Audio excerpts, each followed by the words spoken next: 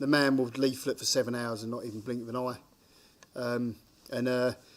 I know you've probably spoke before, but I'm very happy that you've, I've wrung your neck to tell you to speak today. But thank you, Paul. So, Paul Elliot, everyone. Thank you, everybody. I'd like to thank the leadership for inviting me to speak today. I'm very grateful for that. I'm looking forward to it, actually. What I'm going to speak about today is basically, it's titled Labour and Tory Shame, right? And there are actually 8 sub-subjects, but one of the targets is actually Nigel Farage. Actually, I'm going to take a little pop at him, actually. Right. So first of Farage, Starmer, Notting Hill Carnival, Starmer and the Chagos Islands, Cabinet Minister's comments about Trump, scrapping the county council elections and reorganisation of local government, Thurrock Council, that might be of interest to you, Alan, right? Home Office attempt to expand non-hate crime incidents. Quite a bit to get through.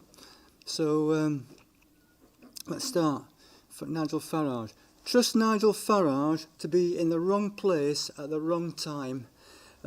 Instead of travelling to the USA and going to a presidential inauguration that had nothing to do with him and was none of his business, he should have been in the House of Commons to listen to Starmer's statement about the failure of the state and the failure of the Prevent programme regarding Rudder Cabana in the light of the unexpected guilty pleas in the trial on Monday the 20th of January, and also Cooper's statement to the House of Commons on her U-turn and fudge regarding the furore about the government's refusal to hold a public inquiry into Pakistani grooming gangs.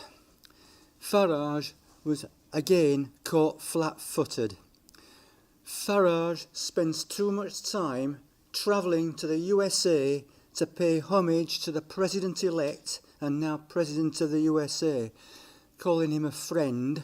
I don't believe he's a friend at all. He's an associate. He said he knew J.D. Vance for 14 years. As a friend, no, he's an associate. Right. He has absented himself more times from the House of Commons than he has had face-to-face surgeries with his constituents in Clacton. He has even been quoted as saying, "Do I want to spend the next 5 years in Clacton on a Friday night?" Perhaps he doesn't like Clacton. I personally would be happy to spend the next 5 years in Clacton. I can think of worse places to stay: Oldham, Rochdale and Rotherham. Some people are trapped there. Some people can't get out of there. We all know what's happened to young girls in those towns. Absolutely dreadful. He has an outsized ego and thinks he can do what he likes when he likes, rather than representing his constituents in Clacton. His place is in the chamber of the House of Commons, and he should be there when he's required to be. On Boxing Day, when normal people are still celebrating Christmas, he and the chairman of Reform UK thought it would be a good idea to invade our television screens and living rooms and laser the membership, let's use the word membership numbers of Reform UK onto Conservative Campaign Headquarters, CCHQ, in a childish display of egotism. The truth of the matter is that Reform UK are not a members' party and do not have members. They have subscribers. Right. Reform are not a political party in the true sense of the word. They are a business owned by the leadership. The subscribers of Reform have no political power whatsoever, whereas we in the British Democrats are a members' party in that we can and do influence policy. Reform UK were disingenuous on Boxing Day in their ill-disguised quest for publicity. Reform, actually, their immigration policy, one in, one out, is not an immigration policy at all. It's actually a replacement policy. He's quite happy if 600,000 people leave the country. 600,000 people from anywhere in the world can come here. That's a demographic replacement of indigenous British people. He's actually said it on a number of times. He said it to GB News, I think last year, and he said it recently as well. He's not bothered about the demographic replacement. I can quote him on that. He just doesn't seem to get it. I can't understand why they expect to win votes on that sort of thing. Right. Next thing, Starmer. On the 20th of January, the day of the Rudder trial and the day of President Trump's inauguration, Starmer made a statement to the House of Commons about the failure of the state and the failure of the Prevent programme. According to the Daily Telegraph, a public inquiry will be held into why the authorities failed in what Starmer described as their ultimate duty to protect 3 girls stabbed to death by Rudder Cabana, as it emerged that the killer had been referred 3 times to the Prevent anti-terror programme. Trust Starmer to miss the elephant in the room, that being mass immigration, both legal and illegal. Rudder Cabana's father came from Rwanda. Rudder Cabana himself is actually born in this country, or rather born in Wales, and moved up to Banks near Southport. What Starmer should have stated was his own failure. Mass immigration, both legal and illegal, facilitated by governments past and present, including this government of which he is the Prime Minister. What Starmer should also have stated was his own failure to engage with the public following the murders of those 3 primary school children and the attempted murders of 8 other children and 2 adults in Southport. His failure, he was arrogant. He turned up, fast rewinding to the events of last August, in a fast-moving situation. False information from abroad appeared on the internet that the alleged killer was a Muslim asylum seeker, which was quickly repudiated and put to bed. He blamed the riots on false information, but the fact that the alleged killer was a Muslim asylum seeker, that was false information, that was put to bed immediately, and that was long before the riots started. Secondly, there was a memorial in Southport for members of the public to show their respects, in which Starmer and Cooper turned up to show their respects, in which they were rightly jeered by members of the public, one of whom accused Starmer of turning up for a photo opportunity. They are alleged to have stayed 19 seconds and then turned their backs on the public. It is a pity that he was only jeered. Thirdly, he visited a mosque shortly afterwards. He probably stayed a great deal longer in that mosque than he stayed at the memorial. Right. Fourthly, there were riots in Southport and across the country, and including in Northern Ireland, in which bricks and rocks were thrown at the police. Hotels housing asylum seekers were attacked. Rudder Cabana was named in court on the 1st of August. The public, quite understandably, put 2 and 2 together and quite reasonably connected these atrocities with immigration, both legal and illegal. Meanwhile, whilst those concerns were boiling over, Starmer refused to engage with the public about immigration in a stone-faced bout of utter insensitivity. Starmer caused the anger, which in turn caused the riots. Mr. Chairman, members of the audience, he owns every brick and every rock thrown at the police. Compounding the felony, Starmer called a press conference in number 10 to pronounce that the riots were the result of far-right thuggery. All this while hundreds of migrants were being taxied to Dover by the Border Force taxi service. He called for a meeting of police and crime commissioners, and the Director of Public Prosecutions, DPP, Stephen Parkinson, himself a supporter of Black Lives Matter and also a stooge of Starmer. The DPP threatened rioters with being charged using anti-terror legislation.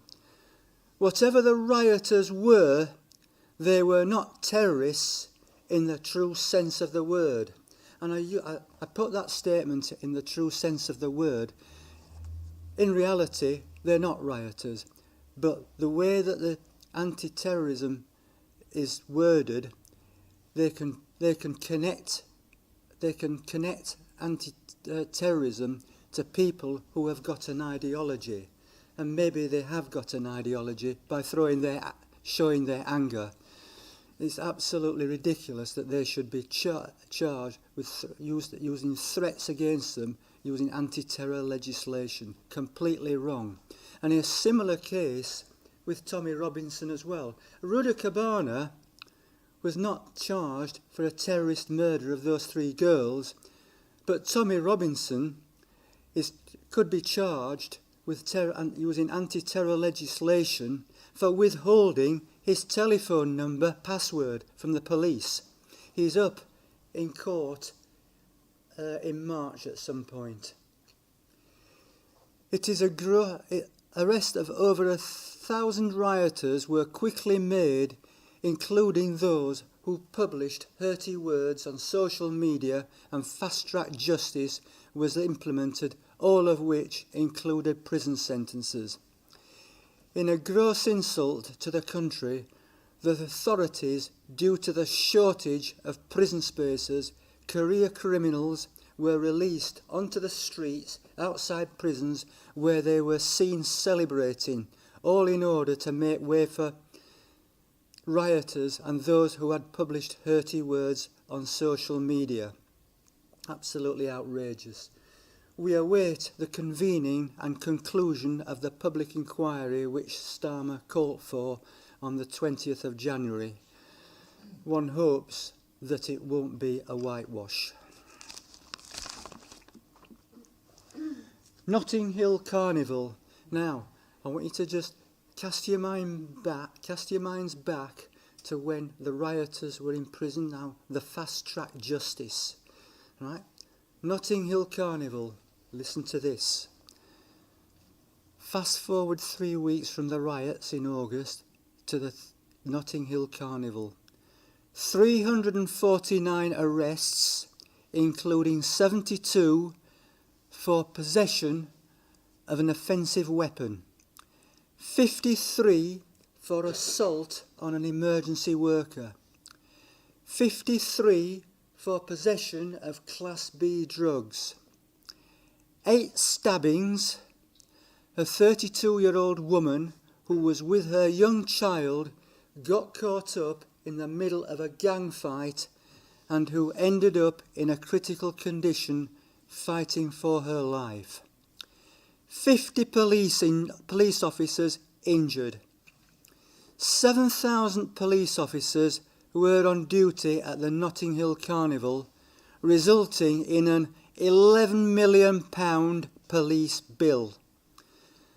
Complete absence of condemnation from, guess who? Sadiq Khan. Exactly. But not only Sadiq Khan, the Prime Minister, Starmer, the Home Secretary, Yvette Cooper, the Mayor of London, who you have just mentioned. Thank you, Lawrence.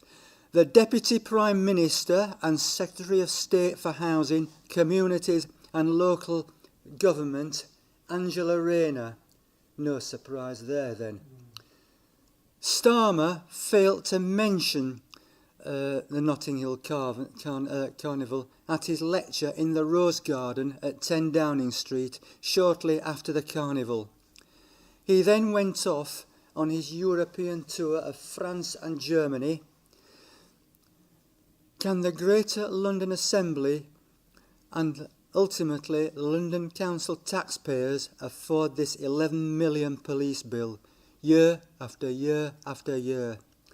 Nothing was heard of the court appearances of the arrestees or even if they had taken place yet. Compare that to the fast-track justice meted out to the rioters and hurty worders in the August riots. Another example of two-tier justice and two-tier government and a two-tier Prime Minister. Thank you. Starmer and the Chagos Islands. In another fast-moving situation, prior to the inauguration of President-elect Trump, Starmer, in an underhand and despicable behind-the-back attempt to hand over the Chagos Islands to Mauritius before President-elect Trump was inaugurated, he had to back down in the face of some opposition in the USA, particularly by Marco Rubio, the incoming Secretary of State. Handing over the islands to Mauritius could help China's military ambitions in the Indo-Pacific. The negotiations with Mauritius prior to the inauguration of Donald Trump were paused at the last minute in order to give time for President Trump to review it as such in what was a dramatic U-turn. Under the terms of the deal, the airbase on Diego Garcia would be secured by a long-term lease so that Britain and America can still use the airbase. This would cost the UK taxpayer £9 billion over a decade. That's £900 million per annum. I don't know what it costs at the moment. I don't even know if we're using it at the moment. David Lammy, the woebegone Foreign Secretary, agreed that the Trump administration should consider the deal. It was only last month when Starmer was trying to bulldoze the deal through before Trump had a chance to view the deal before he was inaugurated in the White House. In the latest twist to negotiations I've seen over this weekend, Starmer has again resumed negotiations with Mauritius to hand over the islands. It appears the government don't know what they are doing, and it also appears that Starmer has a problem with colonial guilt which may be motivating his actions. The Chagosians should decide by referendum what the future of the islands should be. And that raises a further question about Starmer's intentions regarding Gibraltar and the Falkland Islands. The Falkland Islands, a place where I've served. Thank you. Thank you. I know it well, too well. Cabinet ministers about Trump. There are few more pitiful sights than that of a Labour government having done its best to trash Donald Trump and jeopardise relations with America, including sending dozens of activists to America to campaign for Kamala Harris, fawning at his feet, realising their huge mistake. The huge mistake is on them, and they may come to regret it. There is a convention that you don't interfere in the elections of another country, especially if it's an ally. it can only be assumed that they expected Kamala Harris to win. It's all right for politicians to make a fool of themselves, and quite often they do. We can all have a good laugh about it. But when they make a fool of themselves and it rebounds on Britain, that's a different matter. This lot in the government shouldn't be anywhere near government.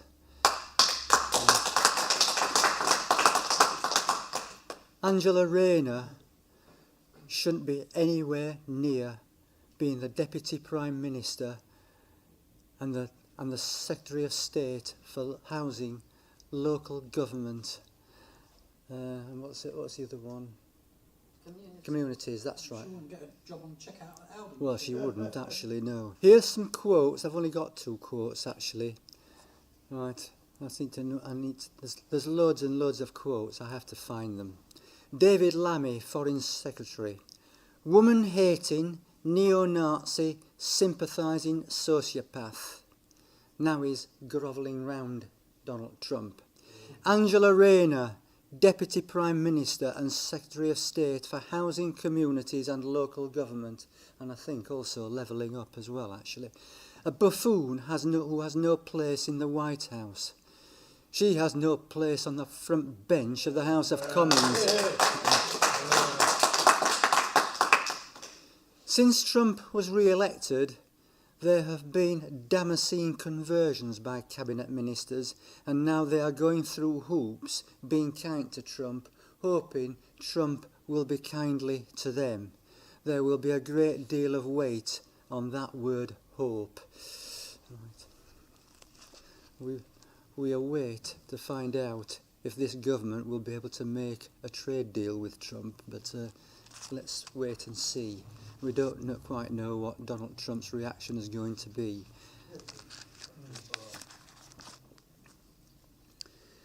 Local government reorganisation and the scrapping of county council elections. This gets under my skin. The Labour government, if you can call them that, have announced that they want fewer councils in England and for each region to have its own mayor. I don't quite know what they mean by each region. I don't quite know how they figure subdividing it. Right. This was not in Labour's general election manifesto. Angela Rayner, the Deputy Prime Minister, who also carries the additional title of Secretary of State for Housing, as we've already discussed, has inflicted this on the spur of the moment and offered the public no consultation mechanism. This policy has led to many, if not all, county council elections being cancelled. It is not yet known which county council elections will have been cancelled, but many county councils have needed to apply before Friday the 10th of January in order to be considered for cancelling the elections, right? In their domains cancelled, leaving county councillors in place for an extra year at the minimum and 3 years at the maximum. This is grist to the mill, and they will be rubbing their hands with glee at possibly another 3 years of power and considerable remuneration without having to face the electorate. This is absolutely scandalous. The excuse has been put about that councils could not consult the public if there were elections just round the corner. How very convenient, and what rubbish. Members of the audience, Mr. Chairman, local democracy comes first and foremost. Not the jiggery-pokery of messing about with local government. That can come later. Local democracy must always come first. Right, that is not our problem. Councillors are elected for 4 years, not 5, not 6, and not 7.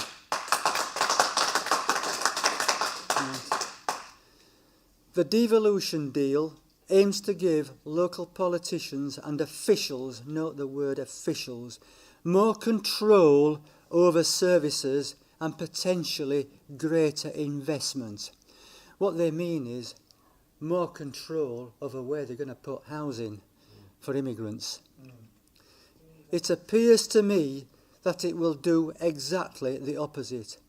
It will result in a democratic deficit, resulting in a situation where in previously smaller rural district councils, where they ran their own planning services and refuse collections, will be outvoted by the larger urban councils, and they will decide where the massive housing allocations will go, and it won't be in their own areas.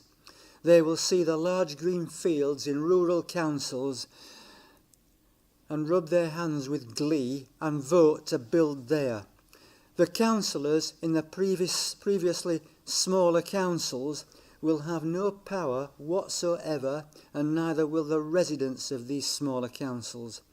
There will be an influx of new people in their areas, and the residents of rural councils which will have no say in it. This is a triple whammy dreamt up by Rayner. Firstly, the elections will be cancelled, cheating and denying the electorate of the opportunity to give Labour and Tory councillors the thrashing they deserve.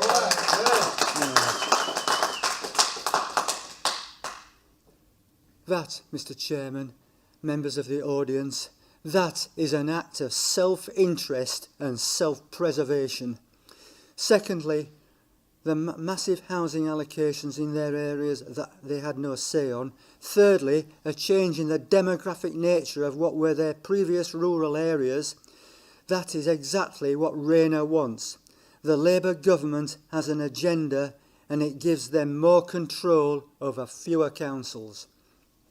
We have all seen the change in the demographic nature of London that has occurred, most of which has occurred since the Second World War, and as Lawrence says, in Barking and Dagenham in the last 2 decades, I think. Our forefathers never fought for this. It is an affront to the democratic process, and it must be stopped. Essex County Council, led by Tory councillor Kevin Bentley, is an example of what I have just described. Bentley stated in a meeting that there were practical and financial reasons for cancelling the local elections. The areas where smaller rural councils such as Tendring and Uttlesford existed would change completely and have no say in how their areas were to be governed. It would be decided by councillors in other areas. Essex County Council expects to be abolished by 2028. Councillors were last elected in 2021, so the change means councillors, including Bentley, could serve 7 years till 2028. Bentley knows exactly that this is an act of self-interest and self-preservation. It is despicable. No taxation without representation. Their standing is for 4 years and no more. Right. Thurrock Council. Alan, this might be of interest to you. It would be remiss of me to talk about Essex County Council without also talking about Thurrock Council. Thurrock Council is a unitary authority.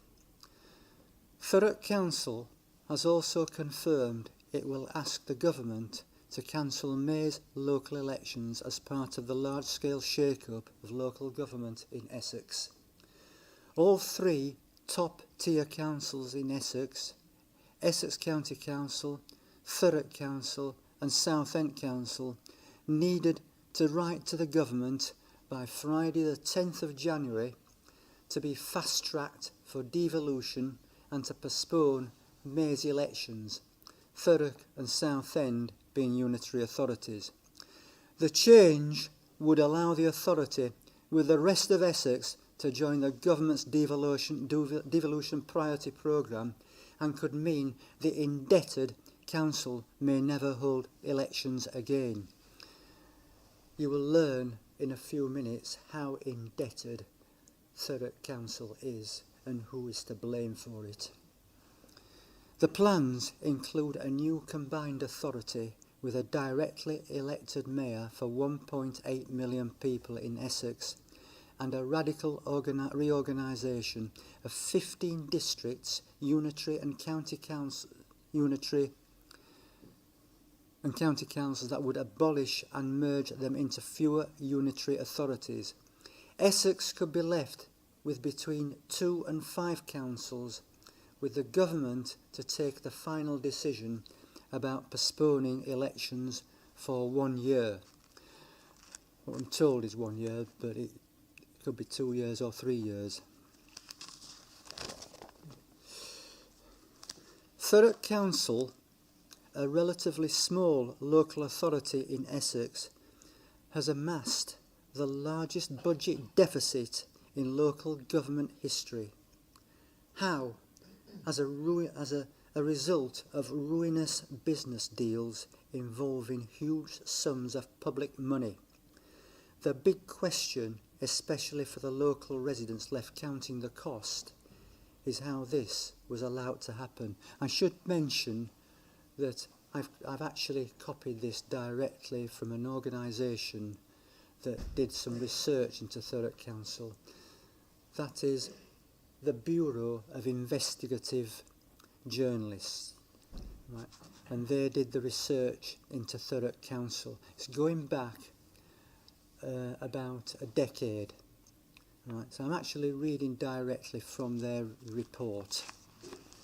At the heart of the scandal, uncovered during a 3-year investigation by the Bureau of Investigative Journalism, is a series of investments into the renewable energy sector. The deals began in September 2016 when Thurrock, alongside Warrington and Newham councils, financed the purchase of a solar farm in Swindon. This was marketed by Rockfire Capital, a company owned by Liam Kavanagh. This name, Liam Kavanagh, will appear later on in the talk.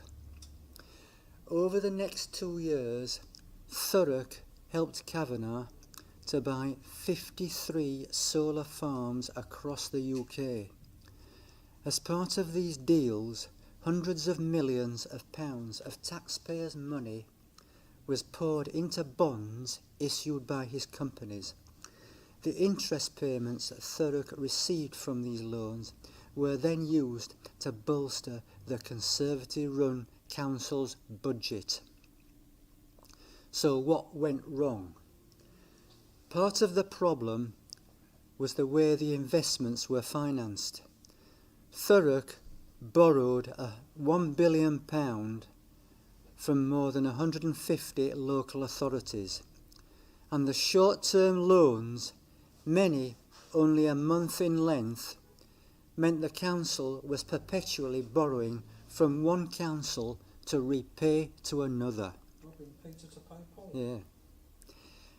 When TBIJ, the Bureau for Investigative Journal, we'll call them TBIJ from now on, investigation later uncovered serious concerns about how the money had been used, councils were advised to stop lending to Thurrock, and the business model collapsed. To repay the councils it had borrowed from, Thurrock then had to seek emergency permission to take out almost £850 million from a Treasury-run lending body, this time at far higher interest rates. Then there was the series of secretive top-ups made by Thurrock after the solar farms had been bought. These deals were struck after undisclosed meetings between Kavanagh and Sean Clark, the council's chief finance officer at a 5-star Mayfair hotel. Between November 2018 and January 2020, the council handed over an additional £130 million relating to 32 of the solar farms. That money is currently unaccounted for. During this period, Kavanagh bought a country estate, a private jet and a fleet of supercars. Kavanagh's companies owe Thurrock around 700 million. Kavanagh denies wrongdoing. The government took urgent action following TBIJ's exposé. In September 2022, Essex County Council was given control of Thurrock's finances and an investigation was launched into what had happened, the results of which have since been delayed until the local elections. That was the local elections last year. This is slightly historical, actually. I have to do more research on this. There's a paper trail to be followed, so it's not quite up to date yet. Right. The council's leader resigned, followed later by its chief executive. Sean Clark, the chief finance officer, also resigned, having initially been suspended, seeing out his notice while an investigation into his conduct was undertaken. Just how much did Thurrock Council lose? In November 2022, the full scale of Thurrock's financial collapse finally emerged, and it was unprecedented. Figures released by the council showed that its failed investment policy had left it with a hole approaching £500 million, the largest budget gap ever reported by a UK local authority. A few weeks before the council admitted it was effectively bankrupt, it estimated that its deals with Kavanagh, whose company Toucan Energy Holdings 1 had been put into administration, would result in a loss of £200 million. And Kavanagh's solar farms were not Thurrock's only disastrous investment. More to come. What other deals did the council make?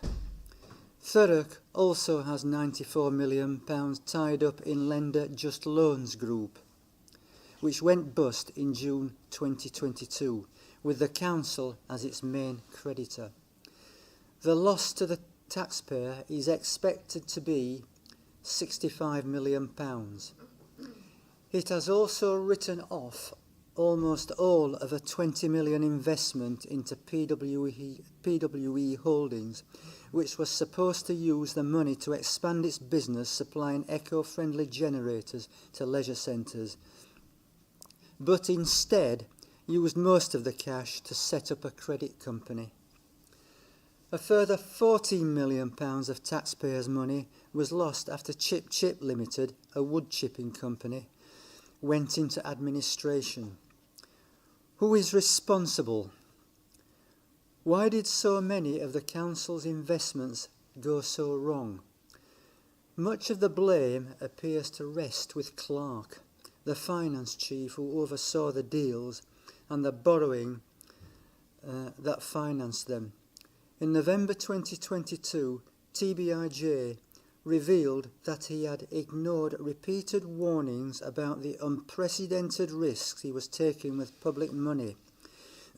This included a letter in March 2018 from independent experts expressing urgent concern about the council's extreme appetite for risk and a business model that had placed it well beyond the tolerances of risk management boundaries. Clark had been handed additional borrowing and investment powers by councillors in October 2018. The Conservative-run administration, which ultimately has political responsibility for the policy, continued to champion and defend the deals until it collapsed. Clark also ignored advice by the legal firm Bevan Britton ahead of the third and final top-up of £40 million in January 2020. A leaked council report said the firm had flagged serious risks with the investment to Clark only for the deal to be authorised before these matters were resolved. On top of this, Clark continued to invest tens of millions of pounds after councillors agreed no more deals should be made, including to a company that has since gone bust. He also breached local government borrowing rules by failing to set aside part of the council's annual budget to repay its debts, which ultimately contributed a further £200 million to its deficit. Why are we only finding out now? The catastrophe was compounded by the secrecy surrounding the investment policy. Local people and even opposition councillors were given little to no information about the deals. Thurrock spent 3 years and tens of thousands of pounds fighting freedom of information requests submitted by TBIJ, asking what exactly it had invested in and which councils it had borrowed from.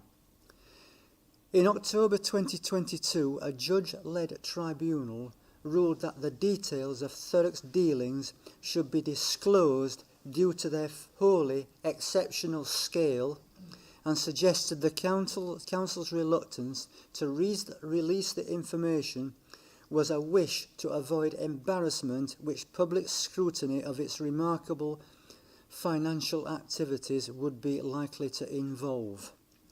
When the investment policy was finally discussed in public, listen to this, Conservative councillors branded their Labour opponents a complete embarrassment for questioning what they had done. What does this mean for the people of Thurrock? The impact of the scandal on local residents will likely be severe and long-lasting. The council is set to receive a government bailout of £635 million to help balance its books, but the repayments will place strain on its budget for decades.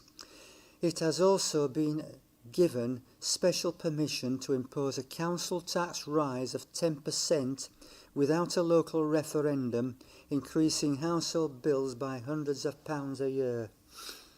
Ahead of that increase being voted through in March, protesters gathered outside the council's headquarters carrying banners reading, "We're not paying your gambling debts." Residents have been told to expect substantially reduced services, and the area's 10,000 council homes may even be sold off. That is actually a little bit out of date. I don't quite know what the follow-up is yet. Meanwhile, Thurrock has yet to take any legal action to recoup the money it lost because of its business transactions. Administrators are preparing to sell the 53 solar farms later this year, or might have been last year, the proceeds of which will help ease some of the council's financial burdens. The findings of the inspection commissioned by the government are expected to be published at some point. It could have been published last year, but I haven't got that far yet. Conclusion. At the last elections, the Conservatives were swept out of Thurrock Council and were replaced by Labour. It is not surprising that Thurrock Council have asked to be part of the reorganisation of Essex. They were £1.5 billion in debt at one point. They have clawed back some of their debt, and it was last year at about £1 billion. Essex County Councils, as I've previously stated, were charged with looking after their finances. Since Essex County Council may not exist after 2028, how will that debt be managed in future? Are Thurrock hoping that this may be an opportunity to divest themselves of this debt? It might be a good idea for Thurrock residents never to elect Conservative councillors ever again.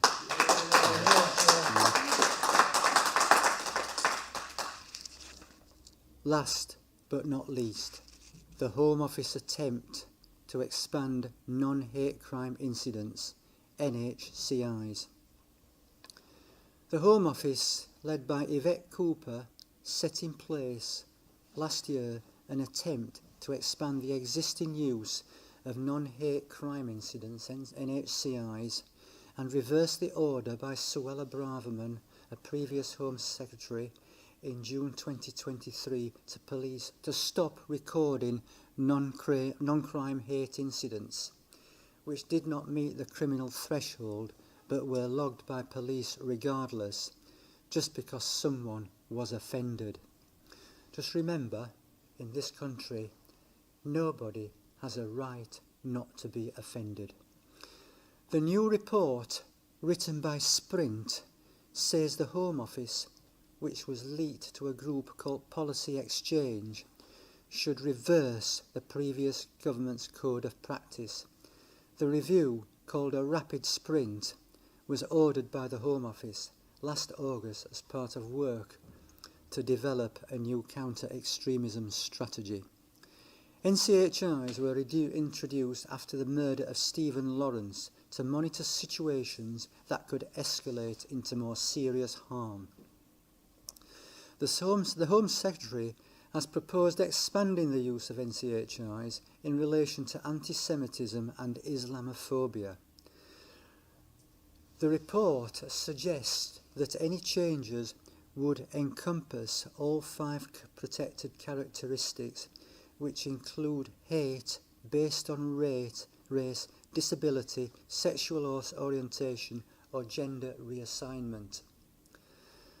The Home Office said a wider expansion of NHCIs was not planned.